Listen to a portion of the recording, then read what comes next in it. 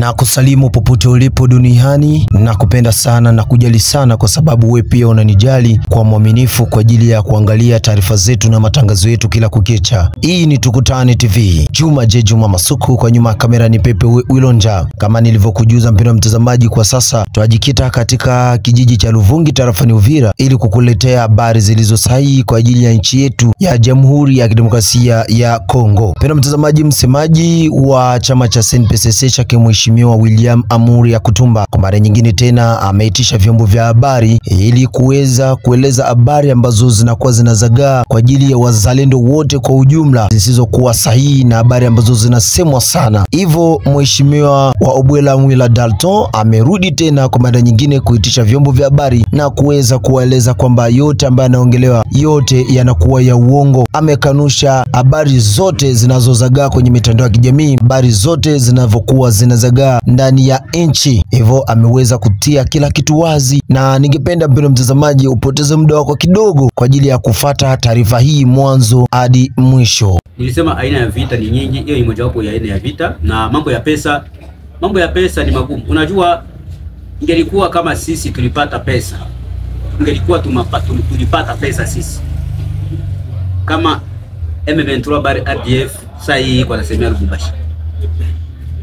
Watu ambao wanasema hivyo ni watu ambao wanataka kuchafua jina letu, lakini sio lazima kila mtu akubali mambo ambayo sisi tunafanya, na sio lazima watu watupende. Kuna wengine watatupenda na kuna wengine watatuchukia, na kuna wengine wanatumikishwa pia na adui. Kuna wale ambao wanatumikishwa na adui wako, wanachafua jina yetu ili tupate deception, ili sisi tuchoke kimawazo. Lakini panapo kizuri panapaswa kuwa kibaya, na shetani naye anapaswa kufanya kazi. Tunafanya kazi na tukupewa pesa, na hatuna droit ya kupewa pesa, sababu sisi hatuwezi traire nchi yetu. Udongo wetu ndio pesa. M23 au Rwanda haina pesa za kushinda udongo wa Kongo. Hapana. Kama watu wanasema mambo mengi kuhusu pesa, ilikuwa tulipewa pesa na M23 kama hapa walipita. Sababu wakati tulikuja kuwastopea hapa, walitoka Nyabibwe, Minova, walitoka Nyabibwe, Kavumu, Bukavu mpaka kisi waliingia Kamanyola bila kupigana. Walikuwa wanakuja wanatembea. Lakini sisi tukakuja kuwastope. Mnawaza tuliwastope na mikono? Walisimama Kamanyola sababu walijua wakifika kitu gani ambacho watakipata.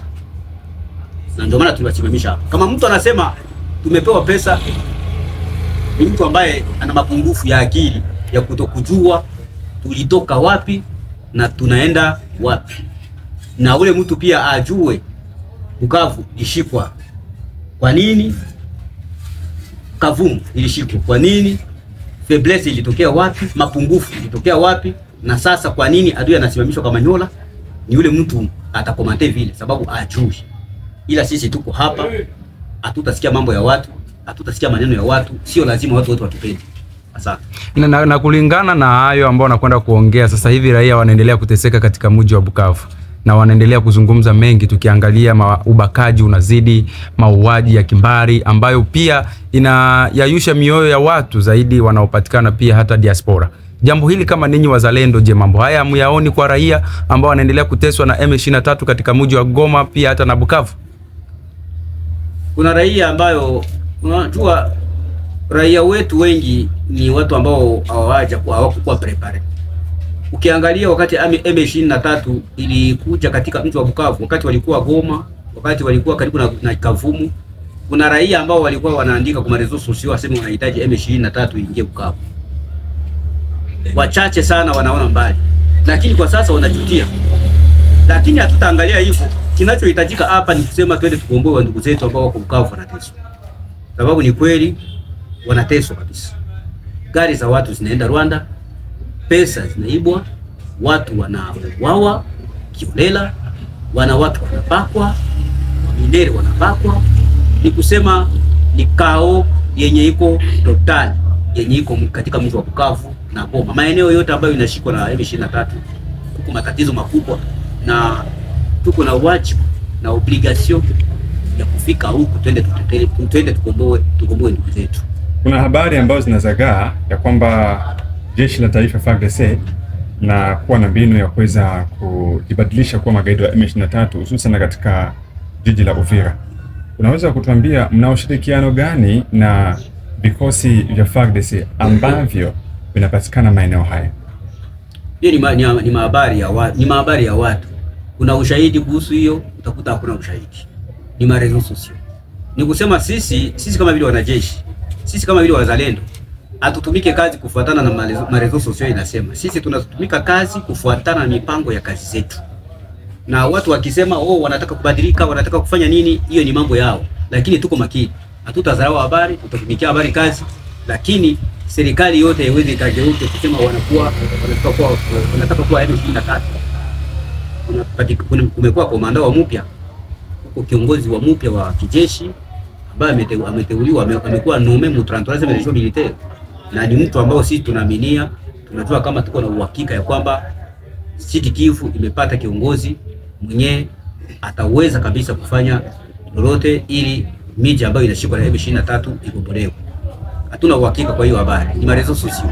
Na sasa hivi kama unavyosema kuwa ni mitandao ambayo inaendelea kuzungumzia hivyo, je, katika kijiji hichi ambacho tunakwenda kukipatikana leo, je, mmechangana na FARDC pamoja ili kushirikiana kwa kumpiga adui ambaye anaendelea kuleta usalama mdogo maeneo mbalimbali? Hapana, hatuchangane na FARDC. Kwa sasa VDP au sisi wazalendo tunafanya kazi sisi peke yetu. Hatuchangane na FARDC. Ndio maana nilisema FARDC iko maordre na kwake. FARDC iko na mipangilio ya kwake, na sisi tuko na mipangilio yetu. Sisi kama vile VDP. Unajua sisi kama tulishika silaha, tulijitolea, tuko ba volontaire. Ndio maana ya VDP. Na kama tuko ba volontaire, hatuna ordre ya kutoka ku hierarchie fulani ya Kinshasa au fulani. Ni sisi peke, hii coordination yetu inaikaa pamoja, inasema nyeti tupigane, tutapigana. FARDC atuchangane nayo kwa kufanya kazi. Wako na maprogramu za kwao na sisi tuna maprogramu za kwetu. Tayari imekuwa na coordination moja ambayo inaongoza vikosi vyote vya wazalendo. Na ukiangalia katika eneo la barabara ya taifa namba 5 kunakuwa na vizuizi vingi sana. Ile effort de guerre inakuwa inaangaliliwa na nani zaidi? Ndio maana ututuma misaada ambao tuko naona tunapata kutoka kwa député, ba volontaire pia wanajitoa kwa kutusaidia, Kasake Kabunga kwa kusaidia kidogo, Kadawa. Ni kusema coordination yenyewe wakati nasimama. Wakati nilibambia huko mwenye anahusika na administration na logistique. Ushajua logistique inataka kusema kitu gani? Mule mu logistique mko chakula, mule mu logistique mko dawa, mule mu logistique mko nguo. Ndio maana niisema kama kuko msaada ambao unakuja mjaa chakula, mwenye ko chargé na administration na logistique anahusika pamoja. Ni kusema ile misaada deja wakati tuko na coordination, misaada itakuwa orienté selon gisi structure iko. Selon gisi organigramme ya coordination itakuwa. Mambo inahusu vita, directement ushaona ule mtu mwenye anahusika na vita na anahusika na renseignement. Nawaza ni hivyo. Deja coordination iko, mambo yote itakuwa orienté vizuri selon organigramme.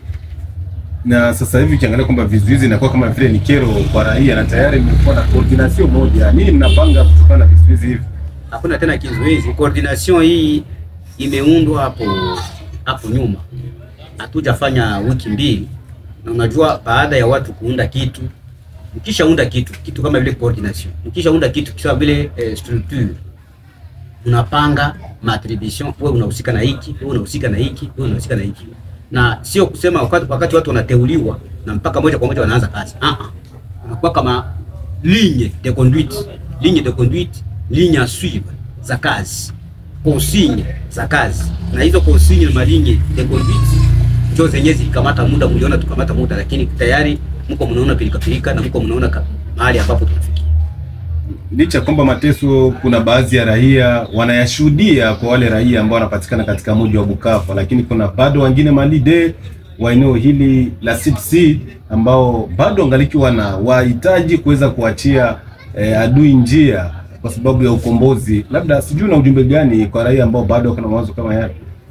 Ujumbe ambao sisi tunaenda tukaseme kwa raia ambayo haiyakuwa haituaminie au ambayo inaweza ikahitaji labda M23 wakuje, tunataka kuambia M23 ni supplétif. Watu ambao wanatuvamia sisi ni Rwanda. Wenye wangali wanasema M23 hawayajua, waulize raia ya Bukavu. Wenye wangali wanasema M23 waulize raia ya Goma. Najua a partir ya situation ya Goma na a partir ya situation ya Bukavu hakuna raia mwenye anaweza kahitaji M23 au jeshi la Rwanda kuingia hapa. Sababu ni mateso makubwa na ni laana kubwa kuona mkongomani iko anasema juu ya M23 kufika huko. Na ni ndoto, atuaminie kama M23 inaweza kufika huko. Wakifika, haya ndio maana tulikuja huko. Na mpaka sasa hivi bado mnaendelea kupigana na huko tayari vibarua vinaendelea zaidi kumiminika katika mitandao ya kijamii kuwa wamekubali mazungumzo kati ya Jamhuri ya Kidemokrasia ya Kongo pamoja na waasi wa M23. Sasa hivi ninyi wazalendo mnapanga kitu gani? Je, na ninyi mtaendelea kusitisha vita hivyo kwa sababu tayari wameandika cessez-le-feu upande wote miwili? Ndio maana nisema mimi serikali iko na programu za kwake au jeshi la taifa iko na programu za kwake, haituhusu. Mlisikia aliko yetu kule hakuna aliko. Hakuna invitation ya VDP yenyewe. Mlisikia kulikuwa watu wa VDP kule Doha au wako watu wa VDP wako kule Doha? Hapana. Ni kusema mambo ya cessez-le-feu haituhusu. Mambo ya trêve haituhusu. Mambo ya mkutano ya Doha kule Qatar haituhusu. Sisi tunaendelea na vita kama kawaida. Tunaendelea na activities zetu kama kawaida. Labda hivi kwa muda wote huu wapi mmegundua ambako kunakuwa na nguvu kubwa sana ya adui? Kwa sasa adui hana nguvu, na ndio maana naye mazungumzo yenye wako wanaenda kufanya kule Qatar naye anaifurahia, sababu unajua vita ambao walikuwa wanapigana Nord Kivu, pression yenyewe walikuwa nao Nord Kivu, nguvu ambazo walikuwa nazo Nord Kivu, mko mnafuata kama nguvu zile, nguvu haziko tena, zile nguvu haziko. Wamekuwa na mapungufu fulani, wamekuwa na mapungufu ya kipesa, wamekuwa na mapungufu ya personnel, stadi jeshi la kutumika kazi, wamekuwa na mapungufu, na ndio maana mnaona hakuna tena avance hapo. Huko mapungufu makubwa upande wa M23 baada ya labda raia wa maeneo haya ambako wazalendo wanapatikana kwa wingi sana, wanatakiwa waelewe kitu gani uwepo wa wazalendo kuwa wingi hapa, na labda sheria zipi ambazo wanatakiwa kuzizingatia kwa kuishi salama na wazalendo ili kuepuka mizozano baina ya raia na wazalendo ambao wanapatikana maeneo haya? Maeneo haya, kitu cha kwanza kunaona raia inatakika kujua ya kwamba kuna advantage au kuna kazi kubwa ambayo VDP ilifanya wakati walifika hapa.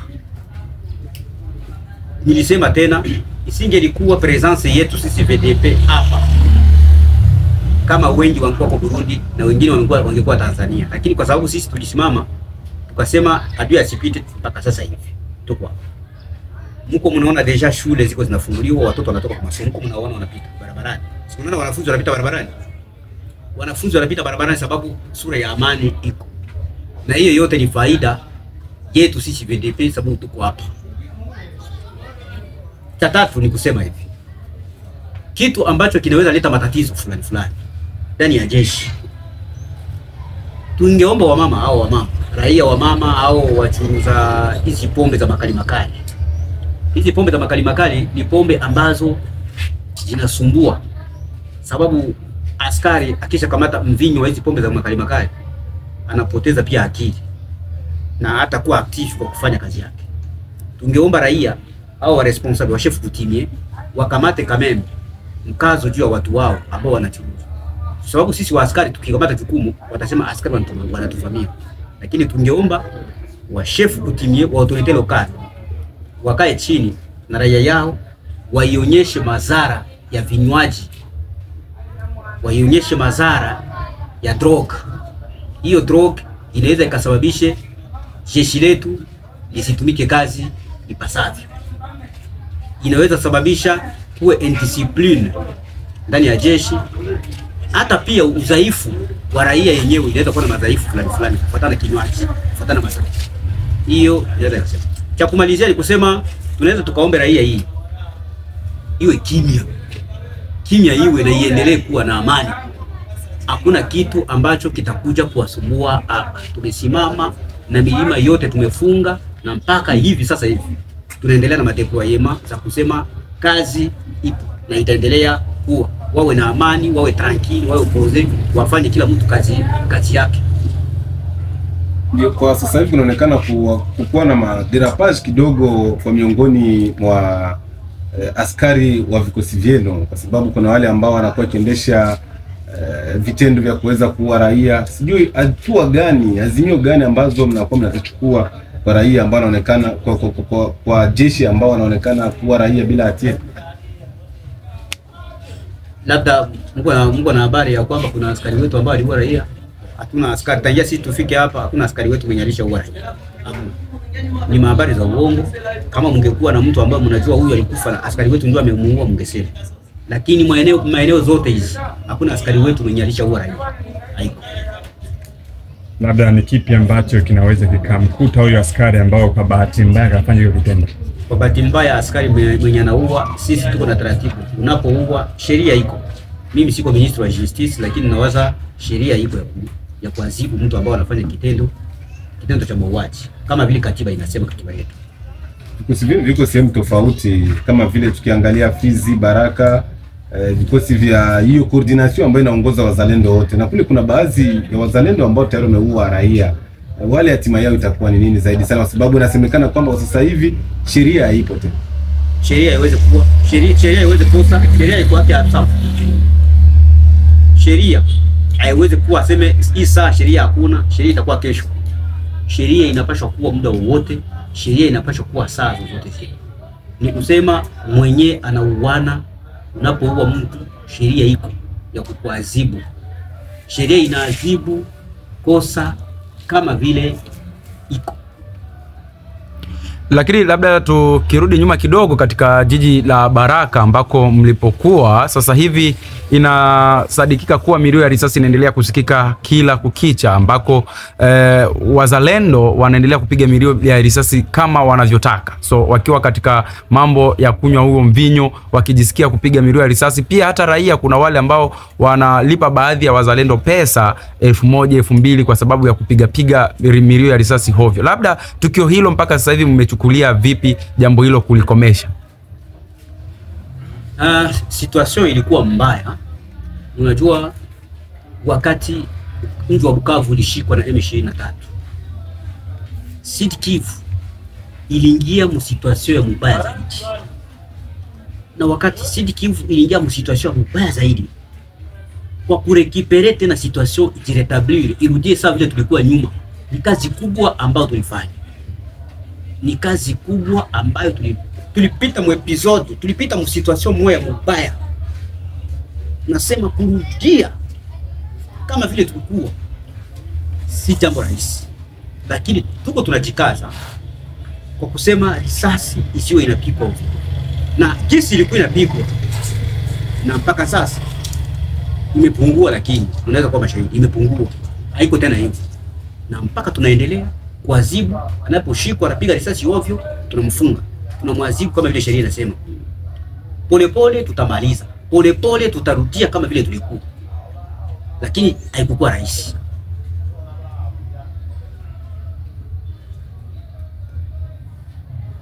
Na labda tukiangalia kwa sasa hivi kunakuwa na hali ya ambayo imekuwa kwa juu zaidi sana kwa vikosi vya wazalendo kuendelea kusalika siku baada ya siku. Inakuwa kutokana na nini?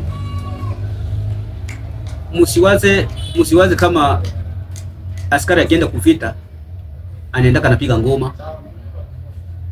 Msiwaze kama askari akienda kuvita anaenda kiko anacheza. Askari anaenda vitani ni sababu ya kitu kinaitwa discipline. Askari anaenda vitani ni kwa sababu ya kitu ambacho kinaitwa order.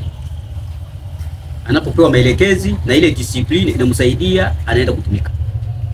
Na kila kazi kunakuwa desertion.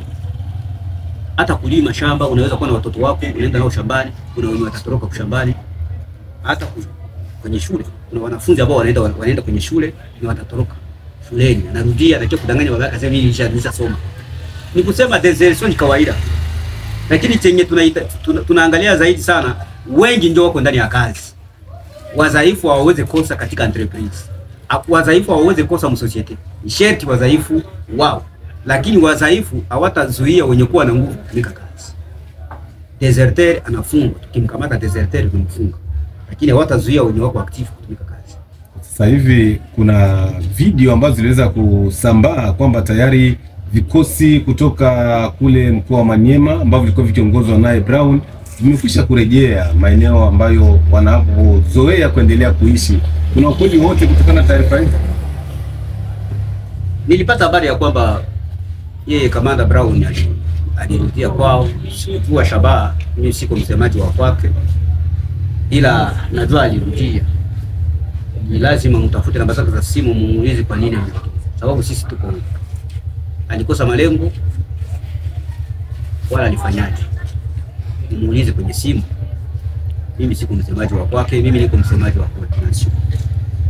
Na licha ya nyinyi kuja huku, bado raia ya Fizi inawatizamia sana na kutegemea kwamba nyinyi mtahakikisha usalama endelea kupatikana maeneo yote Fizi pamoja na huku. Lakini kunakuwa na hofu kuhusiana na Ngomino ambao wanasumbua raia maeneo ya Minembwe, lakini pia maeneo mengine ya milima mirefu ya mifupi ya Fizi, Itombwe na Mwenga. Labda una kipi cha kuwaonesha raia kuhusiana na vile vita vingine ambavyo vinaendelea kule licha ya CNPSC zinapatikana kwa kishindo kikubwa huko? Ni kusema wakati sisi tulikuja huku tuligawana. Kuna wenye walibaki mu axe ya Minembwe. Kuna wenye walibaki mu milima ya axe ya Minembwe wenye wanapigana huko. Na sisi wenye tulikuja huku. Na wale wenye wako kule wako nafanya kazi. Na tunapenda kuhakikisha raia ya Fizi na raia ya Uvira ya kwamba kazi ambayo inaendelea kufanyika katika milima ya Minembwe ni kazi kabisa. Ni kazi. Na kazi itaendelea kuwa kazi. Wawe na confiance na VDP yenye kwa milima. Kama vile wako na confiance na sisi huku, wawe na confiance pia na VDP. Sababu wenye wako hapa wenye niko. Hapa ndio uongozi yenyewe inaongoza VDP yenye kwa kupigana. Sababu ni trupa ambazo tuliacha mumisho ya kupigana. Na labda ukiangalia kwa sasa hivi, licha kwamba umesema kwamba serikali inakuwa na mipango yake na ninyi VDP mnakuwa na mipango yenu. Sasa hivi serikali ya Jamhuri ya Kidemokrasia ya Kongo imeweza kuchukua hatua ya kuweza kukifunga chama cha PPP na kuweza kufungulia mashtaka rais mstaafu. Kama vile VDP, hii mnafikiria kwamba itakuwa ni suluhisho tosha ya kuweza kumaliza vita hivi kuliko kuendelea kumpiga adui kwa risasi? Kuna aina nyingi za vita, lakini hiyo ambayo serikali inafanya kuhusu PPRD inahusu serikali. Nilisema mimi siko msemaji wa serikali au siko msemaji wa PPRD. Inahusu serikali na PPRD. Wao pekee ndio wanajua kwa nini wamefanya hivi. Na kuachana na hiyo, pia kuna raia walitaka kupeleka ujumbe wao na zaidi wanazituma kwenye media mbalimbali ili wapate suluhisho wa jambo hilo, kuwa kuna baadhi ya raia wanafungwa na wazalendo na kuweka na kufungwa kabisa na wanaanza kusambisha wale raia. Je, jambo hili kabisa upande wenu ninyi kama gisi CNPSC na coordination kubwa iliyochaguliwa, jambo hili mnachukuliaje? Maana tayari kumekuwa gereza la wazalendo na kuanza kusambisha wale ambao wanaendelea kufanya mahovu katika jiji la Baraka na tarafa nzima la Fizi kwa ujumla. Tuko tunakataza administration yenyewe kwa parallel. Tuko tunaikataza. Serikali ndio inapaswa kuwa na tribunali ya kwanza. Na kama kuko watu ambao wanaendelea kufanya vile ni vigumu. Unajua, ndio maana nilisema tulitoka mbali. Na ndio maana hii coordination pia itakuwa na kazi kubwa.